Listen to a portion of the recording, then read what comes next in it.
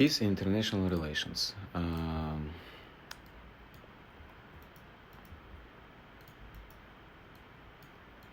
Today, I want to talk to you about peace within the framework of international relations.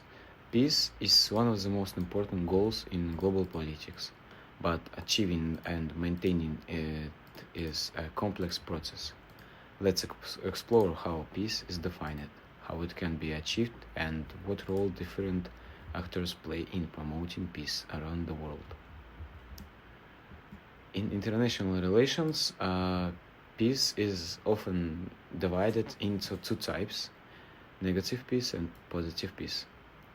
Negative peace means that absence of war and direct violence.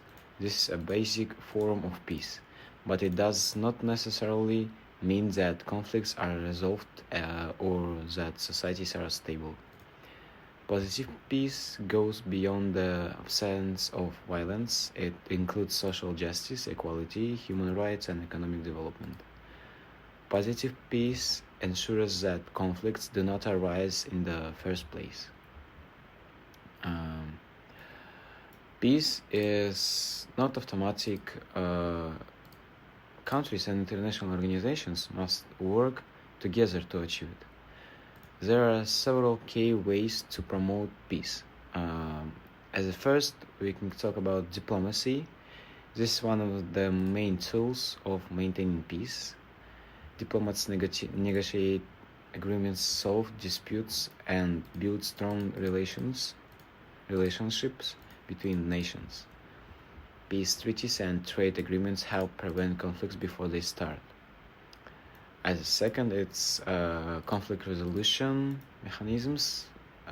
When conflicts arise, different strategies can be used to manage and resolve them. These include mediation, arbitration, and peacekeeping missions.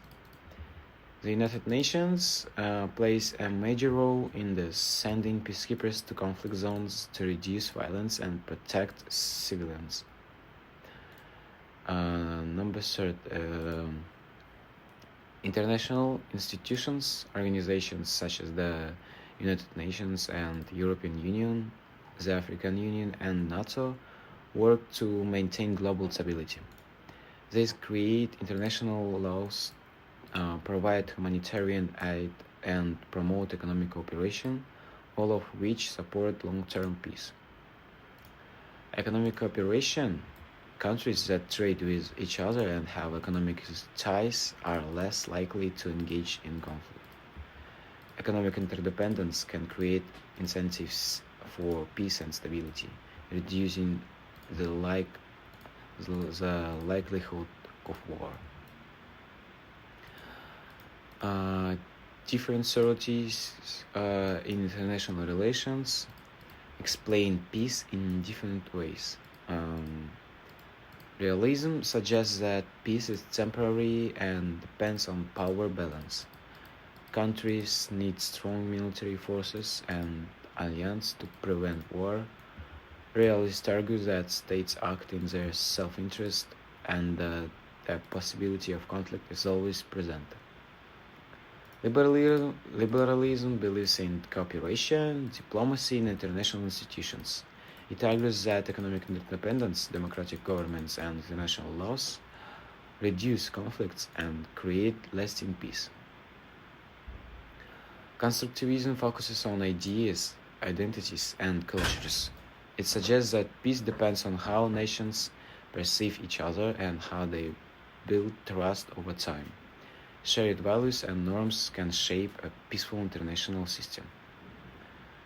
Marxist and critical theories suggest that economic inequalities and power imbalances cause conflicts. The theories argue that true peace can only be achieved through social and economic justice on a global scale. Challenges and opportunities. While peace is a desirable goal, many challenges make it difficult to achieve. Conflicts over resources, water, oil, and land disputes often lead to tensions between countries. climate change is increasing these disputes, making access to natural resources more limited. Ethnic and religious tensions, historical divisions, and cultural differences can create long-term conflict and instability, especially in diverse societies. Political instability, weak governments, corruption, and authoritarian regimes make it hard to maintain peace and resolve disputes fairly. Terrorism. Extremism groups disrupt stability, spread fear, and challenge governments, making peace difficult to sustain. Great power rivalries. Competition between major powers like the United States, China, and Russia can lead to proxy wars and tensions in different regions of the world. Cyber warfare and misinformation. The rise of digital conflicts and fake news can fuel division, destabilizing countries and creating new security threats. At the same time, there are many opportunities to build peace. As one is technological advancements, better communication, global networks, and digital diplomacy help nations work together more effectively and solve disputes peacefully. Youth and education, educating young people about tolerance, human rights, and conflict resolution can create a culture of peace and prevent future violence.